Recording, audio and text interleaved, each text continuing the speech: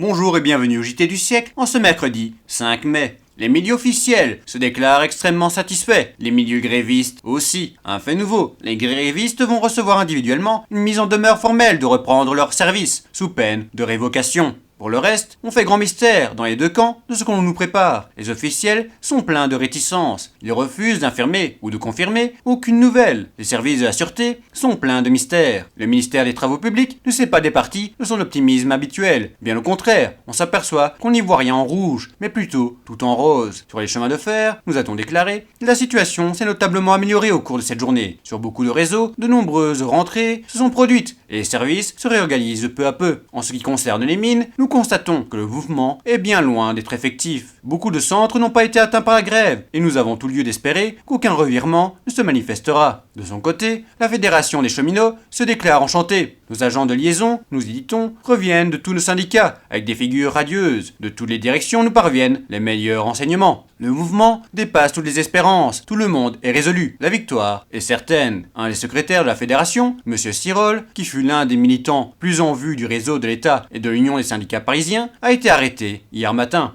Les fonctions de Sirol étaient, en effet, d'assurer la liaison entre les cheminots en grève et la Confédération. La CGT se déclare prête à entrer en pourparlers avec les pouvoirs publics. Une déclaration de la CGT précise le programme de nationalisation proposé par les organisations ouvrières en ce qui concerne les industries des transports et du sol. La CGT n'a donc pas envisagé l'hypothèse de lancer dans la lutte de nouvelles corporations. Elle semble tenir au contraire à laisser le conflit limité aux corporations pour lesquelles elle réclame l'étude immédiate d'un plan de nationalisation. Les cheminots, les marins, les dockers et les mineurs.